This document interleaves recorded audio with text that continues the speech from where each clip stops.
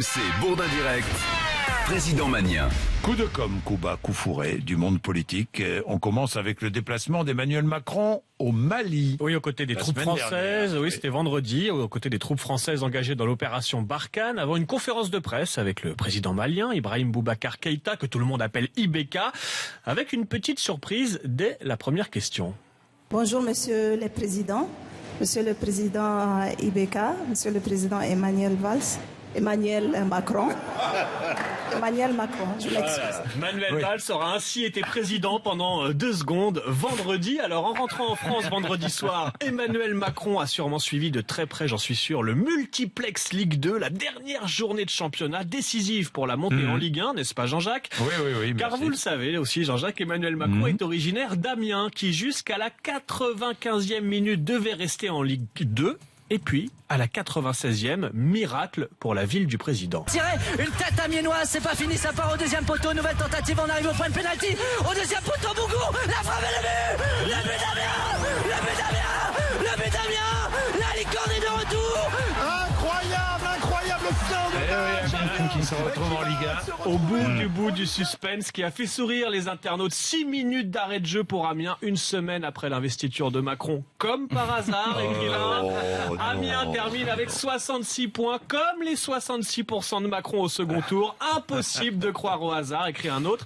Des sourires, mais aussi un dilemme en perspective pour Emmanuel Macron. La saison prochaine, sa ville d'Amiens affrontera l'Olympique de Marseille, son club de cœur en Ligue 1. Il y aura un Amiens OM et un OM Amiens l'année prochaine.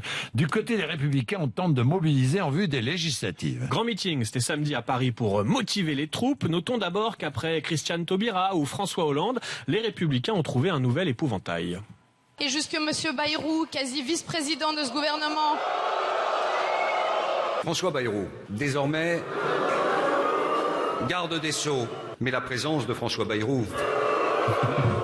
Voilà, c'est automatique. François Bayrou est désormais le grand vainqueur au concours de sifflets. Et à la tribune, vous l'avez entendu, c'est François Baroin qui était chargé d'enflammer la salle. Mais il a un peu trop patiné pour déchaîner les foules. Vous êtes là, nous sommes là. En République, on doit aux électeurs la vérité. Ce qui a donc marqué. Ils ont droit au même débit Internet. Beaucoup de nos compatriotes et des fractures graves de la société française. Ce nouveau projet de matraquage fiscal à la politique de désarmement pénal, et qu'on va même pas corriger cela après 2 mois de mise en place de nos pouvoirs voir. Oh là.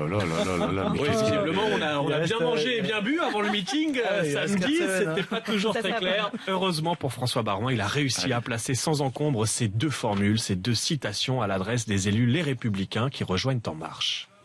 Certains rappelleraient la malicieuse formule d'Edgar Faure. Ce n'est pas la girouette qui tourne, c'est le vent. Et celle de Jean Guiteau, tel un écho, être dans le vent, c'est avoir un destin de feuilles mortes. Beaucoup de métaphores. C'est pas la girouette qui tourne, c'est le vent. On l'a entendu 500 000 fois. Des feuilles mortes aussi.